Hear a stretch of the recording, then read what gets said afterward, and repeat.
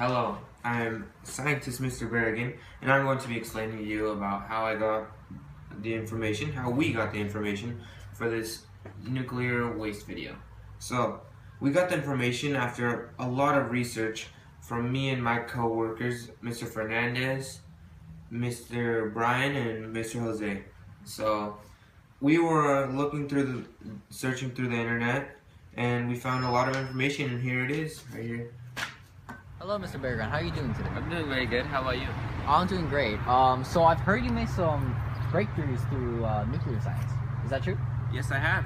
All right. I have some questions to ask you. Is that okay? Yeah, that's fine. All right. So from a chemical standpoint, how do nuclear power plants work?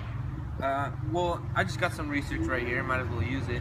Yeah. Cool. So, nuclear plants, like plants that burn oil, and natural gas, produce electricity by boiling water into steam. This steam then turns turbines to produce electricity. The difference is that nuclear plants do not burn anything. Instead, they use uranium fuel consisting of solid ceramic pellets to produce electricity through a process called fission. Nuclear power plants obtain the heat needed to produce steam through a physical process. The process, called fission, entails the splitting of atoms of uranium in a nuclear reactor. The uranium fuel consists of small, hard ceramic pellets that are packaged into long, vertical tubes. Bundles of this fuel are inserted into the reactor. All right. Thank you. So how much does a nuclear power plant cost to build and maintain?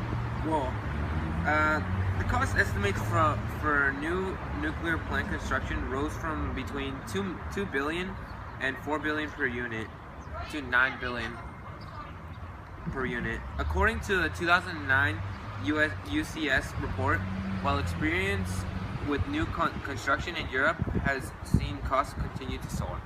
All right. Thank you for your time, Mr. Berrigan. How you doing? Oh, I'm doing well. How are you? Really good. I'm here to ask you some nuclear waste questions. yeah, are you ready? Yeah, I'm ready. Okay.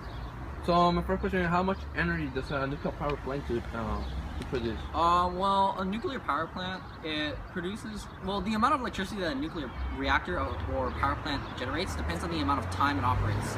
So, for example, if Fort Calhoun, the Fort Calhoun reactor operates at 502 megawatt capacity for 24 hours, it will generate around 12,048 megawatt hours.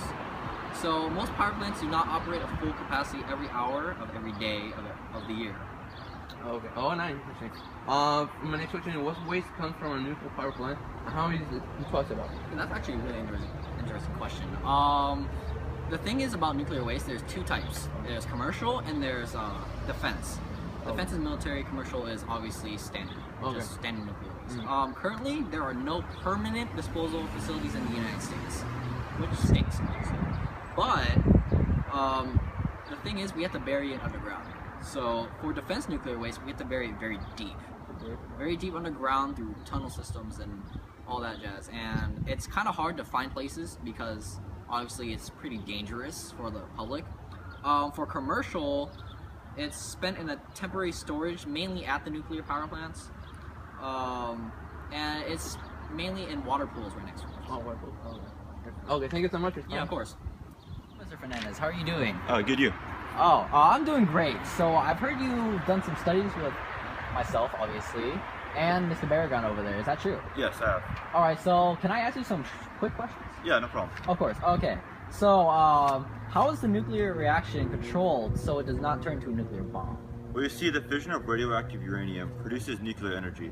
The process is controlled by adjusting the number of neutrons produced, and control rods that absorb neutrons are inserted between the uranium fuel rods. They are raised or lowered to maintain a steady release of energy. All right, that sounds nice. What are the risks of having a nuclear power plant nearby? Well, there's like 3 major risks, one including radiation, and the principal risks associated with nuclear arise from the health effects of radiation. So people get radiation poisoning, or also known as radiation sickness. And does that involve cancer as well? Yes, it can include cancer. Okay.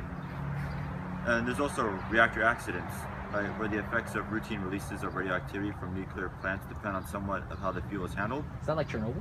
Yeah. Oh, okay. A typical estimate is that they reduce the life expectancy by 15 minutes every time they're exposed to it. All right. And there's also reactor accidents, where the effects of routine releases of radioactivity from nuclear plants depend on somewhat of how the fuel is handled. A typical estimate is that they reduce the life expectancy by 15 minutes every time they're exposed to it. And a great deal of such transport has taken place over the 50 years that there have been numerous accidents, including fatal ones. And the last one would be radioactive waste. And the radioactive waste products from nuclear industry must be isolated from contact with people for very long periods of time. The bulk of the radioactivity is contained in the spent fuel, which is quite small in volume and therefore easily handled with great care. The much larger volume of much less radioactive low-level waste from nuclear plants will be buried at shallow depths, typically 20 feet in the soil. All right. That should be all, Mr. Fernandez. It was interesting interviewing you and Mr. Barragan, along with expressing my own opinion. So it's been great talking to you all. You too. Of course. And that should be all today. All right.